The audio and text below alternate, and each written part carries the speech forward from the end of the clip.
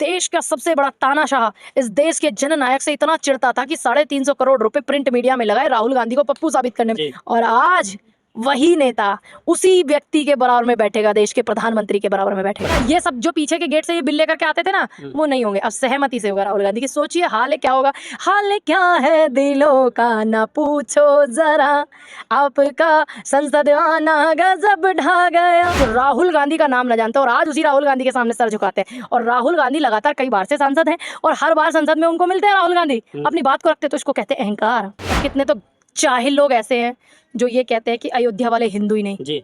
अरे उनकी रग रगों में राम बसे हैं, तुम्हारी तो औकात भी नहीं है इतनी। उनकी रग रगों में उन्होंने राम को खेलते हुए देखा है, घूमते हुए देखा है, भागते हुए देखा है, उसका वनवास, राम का वनवास उन्होंने देखा है। तो तुम बताओगे कि वो हिंदू है नहीं है? ओम बिरला जी, नमो स्पीकर ज्यादा है, लोकसभा के स्पीकर कम है, एकदम नमो स्लिप यहाँ चिपकी होती है, जितना उनको कहा जाएगा उतना ही बोलेंगे। एक सांसद किसी धर्म को लेकर संसद में बोलते हैं तब ओम बिरला नहीं बोलते। मणिपुर के मुद्दे पर जब बात उठाते हैं विपक्ष के सांसद, तब उनका माइक जो है बंद कर दिया जाता, तब ओम बिरला नहीं बोलते। तो फिर ये कैसे हुए लोकसभा के स्पीकर? ये तो नमो स्पीकर हो गए ना, नरेंद्र मोदी स्पीकर हो गए। आदाब दोस्तों, मैं आपके साथ जफर सिद्दीकी, आप देख रहे हैं पीआरबी। जिस तरीके से देश भर के लोकसभा के चुनाव भी हुए, नतीजे भी आए और तीसरी बार प्रधानमंत्री मोदी जो है वो शपथ भी ले ली और जो संसद चल रही है, लेकिन संसद के पहले दिन ये तस्वीरें आई कि विपक्ष जो है वो संविधान लेकर संसद पहुंचा। बाहर पहले हंगामा की शक्ल भी बनी। क्या कुछ पूरा मुद्दा है, बातचीत करने के लिए हमारे साथ मौजूद है सोशल एक्टिविस्ट है जो चुनाव भी लड़ाए, जिन्होंने पूनम पंडित, किसान की भी नेता है, किसानों की आवाज़ उठाती। पूनम जी, बहुत बहुत स्वागत है पीआरबी। धन्यवाद। कैसे देख रही हैं अब जो विपक्ष के लोग हैं वो संविधान लेकर संसद पहुँच रहे? देखिए, संविधान कोई ऐसी वैसी किताब नहीं है। हमारे देश की जो व्यवस्थाएं हैं वो संविधान से चलती है, लोकतंत्र देश में, तो उसमें बुरा क्या है? ये कहा जा रहा था ना कि संविधान मिटाया जा रहा, तो कि संविधान को जिंदा करने के लिए संविधान वहाँ पर लेके जाएगा। देखिए, कहीं ना कहीं संविधान पर प्रतिघात हुआ था। अगर प्रतिघात नहीं होता तो जो प्रोटेस्ट कर रही थी पहलवान बेटियां, उनके साथ ये व्यवहार नहीं होता। अगर प्रतिघात संविधान पर नहीं होता तो 52 साल इनके कार्यालय पर झंडा नहीं लहरा था। ठीक है, अगर प्रतिघात इनका नहीं होता तो तमाम इन बेटियों के जो बलात्कार हुए हैं, एन वीरेन मुख्यमंत्री को मणिपुर के नहीं हटाया गया, 2 बेटियों को नंगा परेड कराया गया गैंग रेप करके, तो ये संविधान पर प्रतिघात नहीं? आपको नहीं लगता? लगता है? नहीं लगता आपको? लगता है ना। स्वीकारिए कैमरे पर कि लगता है। तो इसलिए फिर से संविधान को उसी मजबूत स्थिति में लेकर के विपक्ष आ रहा है, तो उसमें गलत क्या है? तो संविधान को लेके जा रहा है ना संसद में विपक्ष, कोई बम तो लेके नहीं जा रहे ना, भाई बम थोड़ी लेके जा रहा है कोई। फिर तो राहुल गांधी जिस तरीके से संविधान, जब प्रधानमंत्री मोदी शपथ लेने के लिए आगे की तरफ बढ़े मंच की तरफ, तो राहुल गांधी ने उनको संविधान दिखाया, तो प्रधानमंत्री मोदी ने जो हाथ जोड़कर उनका अभिवादन किया। देखिए, झुकाने वाला होना चाहिए, सर सबके झुकते हैं, वो सर ही नहीं जो दर पे ना झुक जाए, और वो दर ही क्या जो हर सर उस दर पे झुक जाए। तो झुकाने वाला होना चाहिए, झुकता मतलब बहुमत का जो मैंडेट नहीं मिला है पूनम जी, लग रहा है कि मतलब उसका असर प्रधानमंत्री पर दिख रहा है। देखिए, प्रधानमंत्री जी बिल्कुल साइलेंट है, बहुत न जाने कितने मंसूबों पर पानी फिराए, और कितने तो जाहिल लोग ऐसे हैं जो ये कहते हैं कि अयोध्या वाले हिंदू ही नहीं जी। अरे उनकी रग रगों में राम बसे हैं, तुम्हारी तो औकात भी नहीं है इतनी। उनकी रग रगों में उन्होंने राम को खेलते हुए देखा है, घूमते हुए देखा है, भागते हुए देखा है, उसका वनवास, राम का वनवास उन्होंने देखा है। तो तुम बताओगे कि वो हिंदू है नहीं है? अरे उनका नहीं था मन तुम्हारे कैंडिडेट को जिताने का, हरा दिया उन्होंने तुम्हारे कैंडिडेट को। नहीं, जिस तरीके से प्रधानमंत्री मोदी ने जो हाथ जोड़ा, उससे अभी जब लोकसभा चुनाव चल रहे थे तो बीच में किसी पत्रकार ने प्रधानमंत्री से सवाल पूछा था कि राहुल गांधी ने ऐसा कहा, तो प्रधानमंत्री ने कहा कौन राहुल? और अब उस राहुल के सामने सामने सर झुकाते हैं। उनको ये नहीं पता राहुल गांधी कौन है। तो इसका मतलब हमारे देश के प्रधानमंत्री तो बड़े मैं ये कहूँगी बिना बुद्धि के हैं। जिसको ये नहीं पता हो, विपक्ष की इतनी बड़ी पार्टी जिसके परिवार से इतने लोग प्रधानमंत्री रह चुके, इतनी तो तुम्हारी उम्र भी नहीं है मोदी जी, इतनी तुम्हारी उम्र भी नहीं है जितने उम्र तुमने अपने प्रधानमंत्री आवास में नहीं बिताई होगी, जितनी राहुल गांधी ने बचपन से और जवानी तक प्रधानमंत्री आवास में बिता दी है। तो इतने बड़े बोल नहीं बोलने चाहिए। और आपको ये तक नहीं पता कि कांग्रेस पार्टी का लीडर, जो सबसे बड़ी भारत में पार्टी है, उसका लीडर, और आज सत्ताधारी पार्टी के बाद सबसे बड़ी पार्टी है वो राहुल गांधी, और आपको उसके विषय में नहीं पता। तो आपको तो मेरे इसका मतलब भाई मेरा उत्तर प्रदेश कहाँ बस रहा यूँ भी ना पता होगी। फिर तो ये बनारस से गुजरात से वैसे ही आगे दिखे चुनाव लड़ना। फिर तो अगर इनसे पूछी जावे उत्तर प्रदेश में बुलंदशहर लोकसभा कहाँ, इन पर तो वो भी ना बताई जाएगी। सोचो, जो राहुल गांधी का नाम न जानते और आज उसी राहुल गांधी के सामने सर झुकाते हैं। और राहुल गांधी लगातार कई बार से सांसद हैं और हर बार संसद में उनको मिलते हैं राहुल गांधी, अपनी बात को रखते, तो इसको कहते हैं अहंकार। और जबकि इस बार तो राहुल गांधी जो है वो विपक्ष के मुखिया भी चुने गए हैं संसद के अंदर, अब प्रधानमंत्री के सामने बैठेंगे हाँ। तो कैसे देख रही हैं आप तो इसको? सोचिए अंदर से हाल क्या होगा। ए बता दे जालिम तेरे दिल का हाल क्या है, ये मुस्कुराने का राज क्या है, बता शहर का मिजाज क्या है। जो होती दिल्ली मेरी कसम से वो भी तुझ पे वार करते, इतना तुझ पे हम एतबार करते, इसके आगे खबर नहीं मुझको कि रीत क्या है रिवाज क्या है, बता शहर का मिजाज क्या है।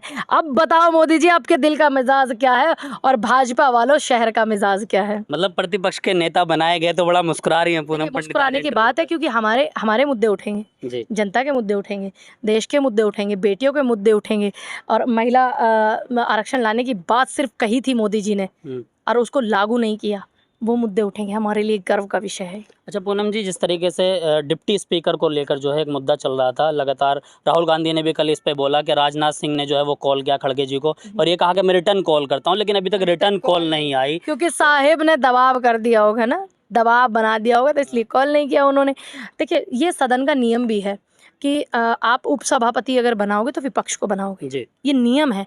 अब इनको तो दिक्कत इस बात की है ना, ये तो नेता प्रतिपक्ष भी राहुल गांधी को नहीं चाहते थे, क्योंकि आज के दौर में जो मुंह तोड़ जवाब दे सकते हैं वो राहुल गांधी ही दे सकते हैं एकमात्र। ठीक है, आज विपक्ष में मजबूती से तमाम दल हमारे साथ हैं और सबकी सहमति से सभी ने चुना है उनको, तो बहुत सोच समझ के चुना होगा। और लोकसभा स्पीकर तो आज तय हो गए, खैर ओम बिरला को उनको जो समर्थन दिया गया, लेकिन डिप्टी स्पीकर पर क्या लग रहा है? देखिए वो जो समर्थन दिया गया वो शोर शराबे से दिया गया, रुक के मचा के। 29 तारीख को काउंटिंग वोटिंग है। मतलब ये जीत ना समझें इसको। देखिए इसको जीत ना समझे, 29 तारीख को वोटिंग है, वोटिंग होगी, निर्णय जो होगा वो सर्वोपरि है। लेकिन ओम बिरला जी नमो स्पीकर ज़्यादा है, लोकसभा के स्पीकर कम है, एकदम नमो स्लिप यहाँ चिपकी होती है, जितना उनको कहा जाएगा उतना ही बोलेंगे। एक सांसद किसी धर्म को लेकर संसद में बोलते हैं तब ओम बिरला नहीं बोलते, मणिपुर के मुद्दे पर जब बात उठाते हैं विपक्ष के सांसद तब उनका माइक जो है बंद कर दिया जाता, तब ओम बिरला नहीं बोलते। तो फिर ये कैसे हुए लोकसभा के स्पीकर? ये तो नमो स्पीकर हो गए ना, नरेंद्र मोदी स्पीकर हो गए वो। तो जिस तरीके से पहले संसद के अंदर जो मनमानी चला करती थी, जिस तरीके से पिछली बार जो संसद सत्र था उसमें प्रधानमंत्री अब तो कैमरे भी चालू रहेंगे।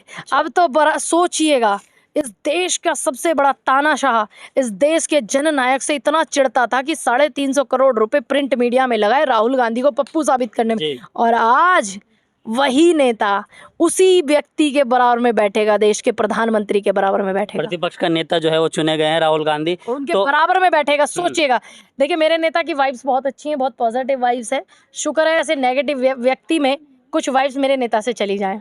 अच्छा हाँ। तो राहुल गांधी जो है अब लगातार वो प्रधानमंत्री मोदी का सामना करेंगे, जिस तरीके से पहले भी करते थे। पहले उनकी सदस्यता रद्द की गई, सदस्यता रद्द की गई। बोलेंगे कौन राहुल? जब सदस्यता रद्द की गई थी राहुल गांधी की, जब नहीं पता था कौन राहुल, जब स्पीकर बंद हुए थे कौन, ये नहीं पता था कौन राहुल, आपको नहीं पता था कौन राहुल। अब आपको वही जननायक बताने आ रहा है कि मैं राहुल गांधी।